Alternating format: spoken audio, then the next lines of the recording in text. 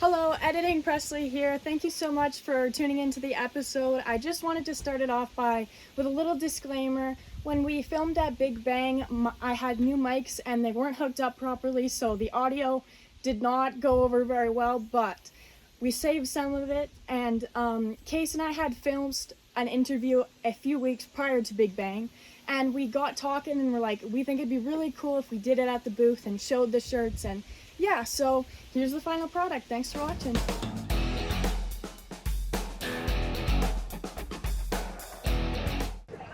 Hi, my name is Presley Taters. Welcome to episode number 8 of Western Wednesdays, sponsored by Little Lucille. I'm here with the designer and owner, Kayce Liptak.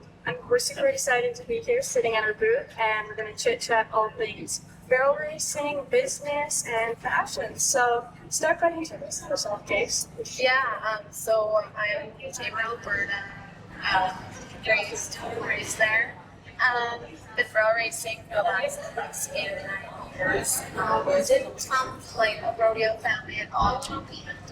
So that was kind of a bit of an adjustment. We kind of just threw ourselves into it and started that way. And I drove a little bit, and I was planning to attend Big Spring, Texas to participate on our game Monday. So I guess that's a little bit about me. And I started a business named Little Lucille. I guess I love fashion. I love rodeo, and Yeah, so how have your runs been here so far? Okay, so I got here to stay for my horse fair. It's pretty good. I was just kind of thirsty for things.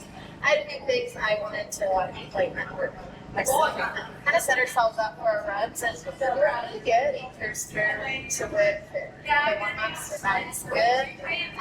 And then yesterday we hit a farrell, but then today we got legs to that. It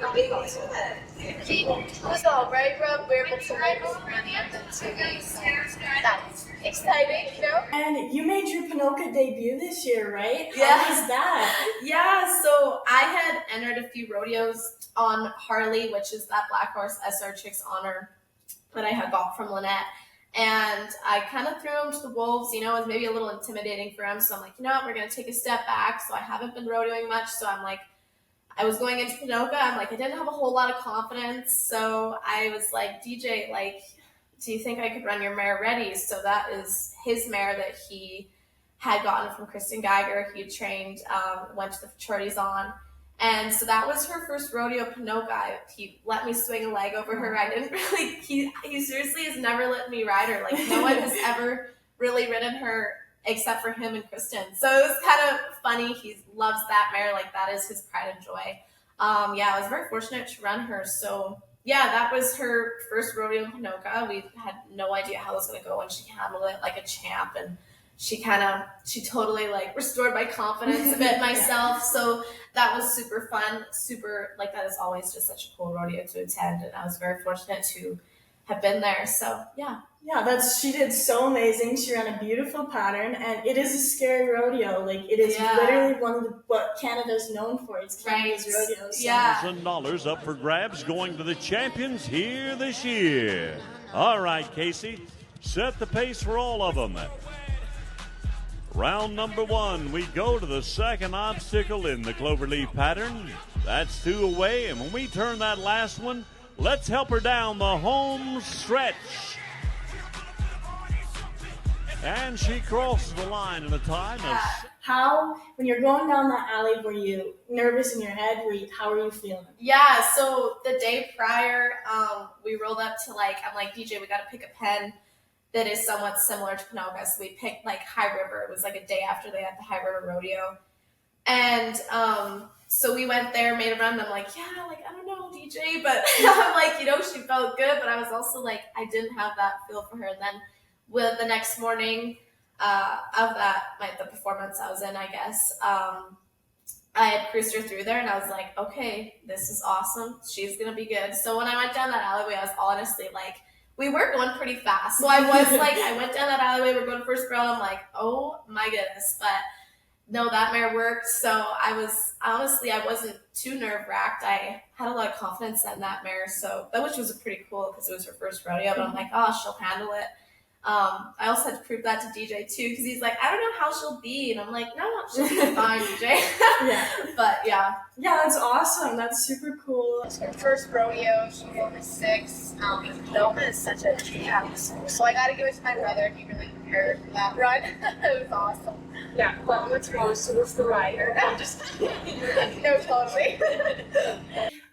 Tell us how you started riding, when, and who taught you. oh yeah, okay. So I did not come from a rodeo family one bit.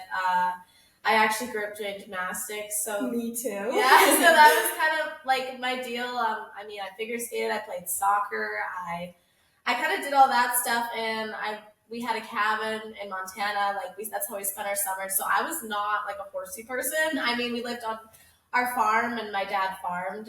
He's a trucker, owns a trucking company, and we kind of just I was not really a horsey person, but I always wanted a horse, and so I kind of started with the pony.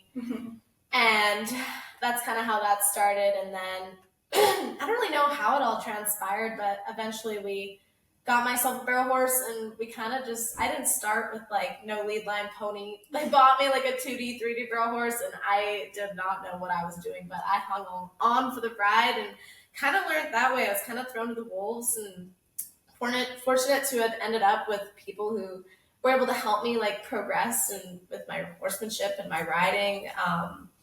But yeah, that's kind of how that started.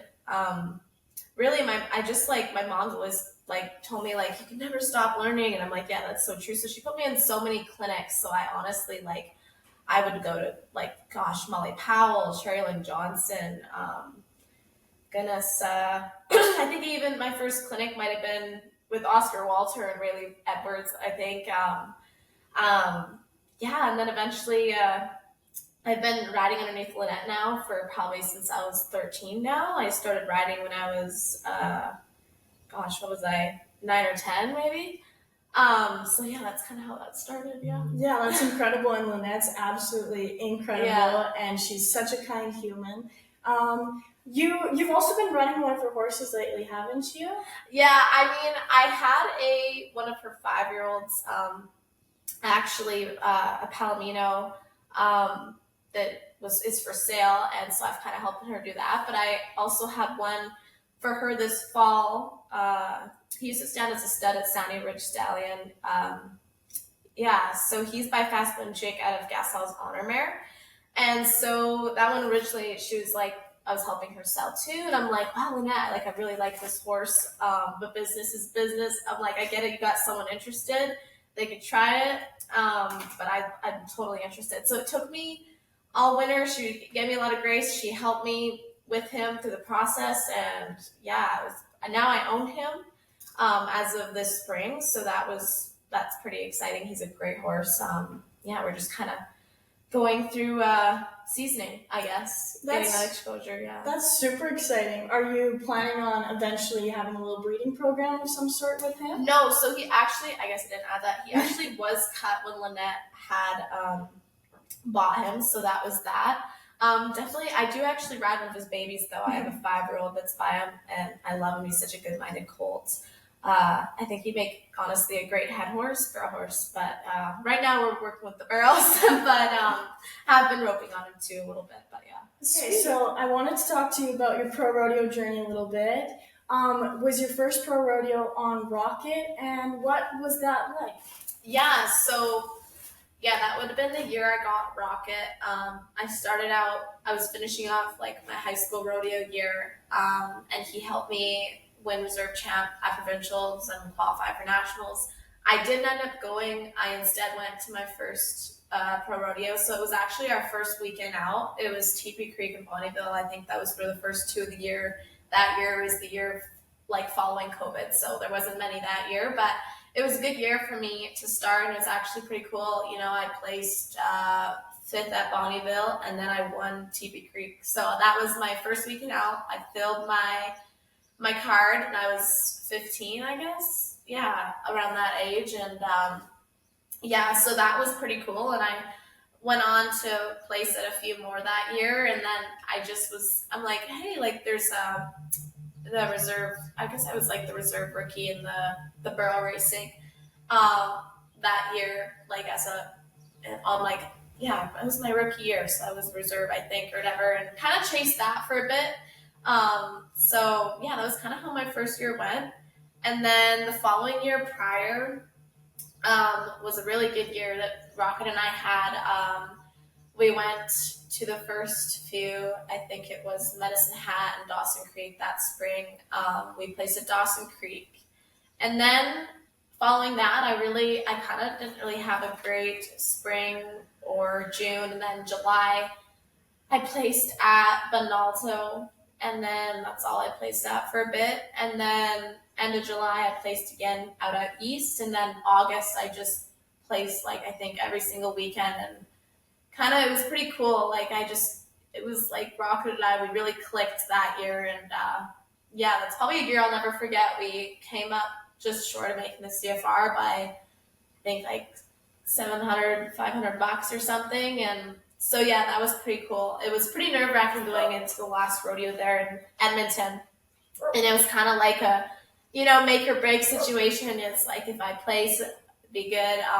But yeah, it was like a bubble race. There was like 5 of us, and yeah, it was actually ended up being the lady that was like none of us were all like worried about it, came up behind, placed, and bumped us all out. But yeah, it was fun. It was a really cool experience. Really cool. And so that's like 3 or 4 years you've been pro rodeoing, right? Something like that? Yeah, 2 or 3. Yeah, 3. Yeah. So you've obviously done super great so far, but if you could go back and tell yourself something or anything, what would it be? Gosh, what would it be? Probably, when you get in those ruts, like, it's really hard not to get in your head and get thinking down to yourself, and just kind of like knowing that eventually, like, better things are bound to happen. Like, better things are bound to happen down the road. Like, who cares? You didn't place this weekend. Like, just keep entering, just keep trying. Because that year in 2022, like, I don't think I placed like at all through July until Bonalto, and then I didn't place at all to the end of July, and then I just didn't really place until I won $97 at Raymond, and that's what kickstarted like my year, and that was like, beginning of, or I don't know when that was, maybe end or beginning of July, that kind of started that, I guess. But I probably have my dates mixed up, but yeah, just to like, I guess, keep entering, keep your head up, probably just that really, and just work hard. Yeah. Moving back towards school, do you know when you're leaving yet? What horses are you planning on taking?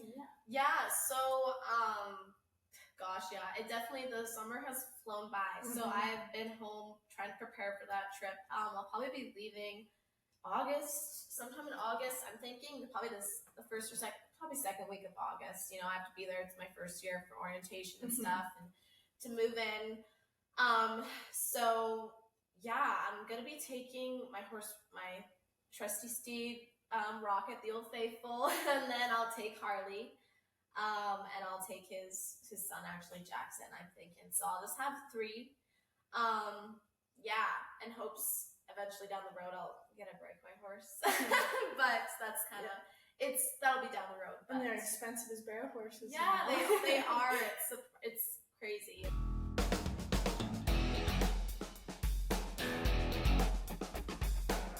So tell us how you got the idea to start that, and just like a little bit behind it. Yeah. So, and this is one of the shirts, by the way. Yeah, right? Actually it is. This is one of our short sleeves. So I had this idea of starting this like small, like doing my shirts. I've like always gotten my shirts like custom made from like Rusty Spur Ranch Digs out of Texas. My mom she's like, if you see my mom, she is always decked out in some crazy outfit.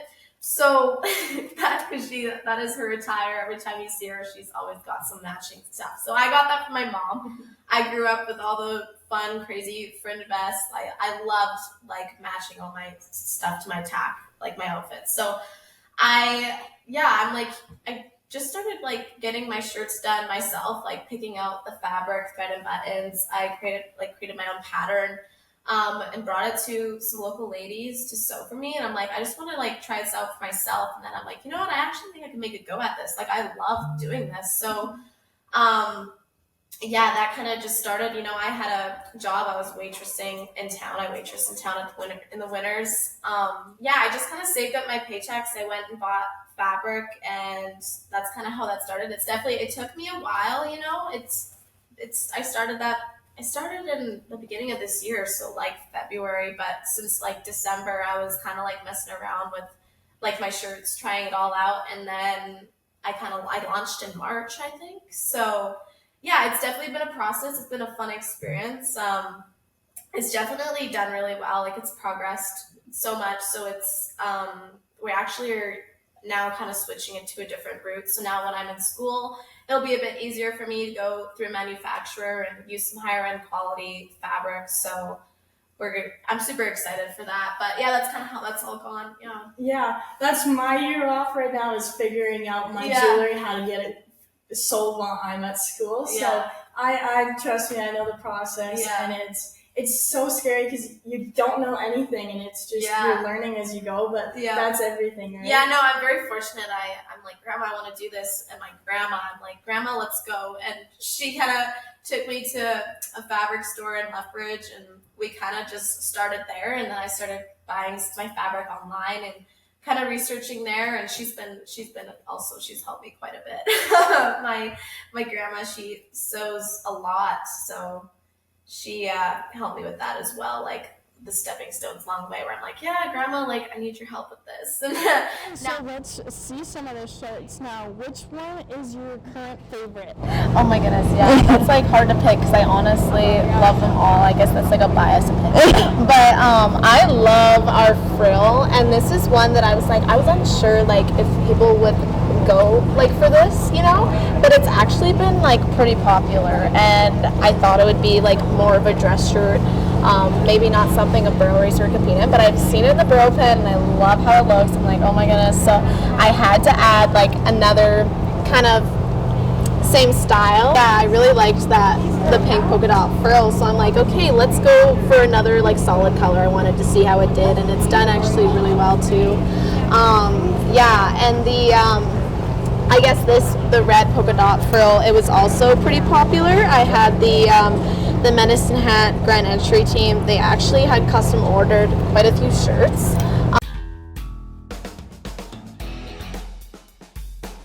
So that was good to test out all my sizing and everything and kind of get the feel for that. So that did really well. And then, yeah, so this is my new summer collection, and this I went into a different route. I went through manufacturer out of Portugal actually, and so this is all Italian cotton. And yeah, each style I had to like, it was hard to pick because, you know, you're picking through, they sent me a sample book, I got to pick it out through that way. But yeah, it was hard to be like, how is this going to look on an actual shirt? So everything actually turned out pretty well. I mean, of course, when you get like a shirt from overseas, you're like, what can you improve on? And I mean, they actually did a really good job. Yeah, I actually felt this one earlier, and I was like, this is such a nice texture. Nice material, yeah. I love all the accent colors, the subtle detail. Yeah, and then through the manufacturer, I was able to design. I had my emblem put on the collar, and then I got to do some custom hand tags, and that was super exciting too. Yeah. And then, yeah, to go into, I guess each of them, you know, they're kind of each to their own, and they were super fun to pick out. But yeah, I was super excited about my emblem right here. It looks so beautiful. I'm like, so the thing nowadays is girls love to have their embroidery here, so I'm like, instead of putting like a big symbol on their shirt, I'm like, why not just have it on the collar? And it actually turned out really well. Yeah. So that was super exciting. So cute. See that, and then just like little details, like I love how the trim turned out. I really wanted to try it out, and I was pretty happy with it. I think I'll probably bring this back in, but yeah, every shirt, honestly, I can't say that there was a specific favorite. I mean, I can. I have a blue and red one over here that's done super well. Lots of people love this one. But yeah, honestly, they've all been pretty popular. I've been pretty happy with how everything has turned out. So yeah, that was super exciting that everyone's kind of, you know, loved everything, I guess. And I've gotten a lot of good feedback online too. So it's just good to hear like everyone's review, like what they think. Yeah, as I said, it's like trial and error, of course, but I think this trial has gone quite well, knock on wood, but I've been pretty happy with it. And then I actually also was super excited. I got to design my own poly bags, so I have like my Instagram and Facebook on here, and my hang tags are there as well. And then, of course, there's a custom care label on the inside that kind of shows you how to properly care for them as well. So all that fun stuff. Yeah, Little Lucille's taking care of every little detail you've got. I'm trying to think of all the little things. Yeah, I'm trying not to miss anything. Yeah, I love it. Which one has been your hottest seller, do you think? Hottest seller? Oh my goodness. Well, I sold out of these frill shirts. Yeah. And like I sold out of them in like I think 2 or 3 hours. I launched them the day I ran at Pinoca, and I was like, oh my gosh, they all just sold out. I was so pumped. That's sweet. Those have done really well. My hottest seller, I guess, from my newest collection, yeah, it would be my blue and red. Yeah. Yep, I think that would be the one. I've seen it lots, actually. A lot of people buy their shirts and put them on right away, so I got to see all the bro races. Right? So, yeah, that's fun too. I'm trying to like see all the photos because I'm like, oh, I just love seeing everybody and everything. It, gosh, it makes it, like, that's my favorite part. Yeah. One more shirt that you want to show us? You pick. Okay, yeah, so then these two I really like. These have been pretty popular online. I've gotten a lot of good feedback. This is a nice fabric for like summer. It's a nice breathable fabric. It's definitely different from what I usually choose, but I'm so like, if I like something, I go for it. So I tend to buy fabric that I can't get a lot of because I'm like, oh, I just love that, I have to do it. Sometimes I'm like, oh, then I don't get enough shirts. But yeah, and then this next one, I'm like, okay, so what's a color? Because I love blue, so you'll see a lot of blue in here. So I'm like, that's also this one. I'll just pull it out behind you. Yeah. This one too. I'm like, okay, so what's a color I haven't picked? And it was like this coral color and this mint, and I'm like, what could I pair with this to make it unique? So a lot of people have liked the detail of the floral as well. So I've actually, yeah, these are the two that I was like, you know, they're a bit different colors, I guess, a lot brighter, but I love it. So yeah, I was pretty happy with how these have turned out, but yeah. Yeah, so adorable. Yeah, so I'm like, okay, so what is something I could do that's different? And I love this elbow patch idea. So this also has the different, the lighter color down the placket as an accent color, of course. And I also was like, let's do an elbow patch. So, you know, like this is a little bit different, and it has the cuff done as well. And it's also done really well. Like I've seen, you know, people buy them, put them on. Yeah, so this is another like out there one. Yeah, I was pretty happy with how it turned out because I honestly wasn't sure. Yeah, maybe I'll bring something similar in the future. Well, that's all for today. I hope you enjoyed. Thanks so much for joining us.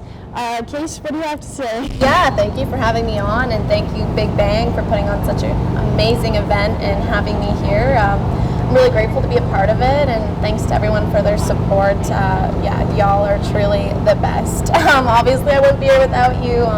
Things are going so fast and so well. I'm so grateful. Yeah. Thank you so much.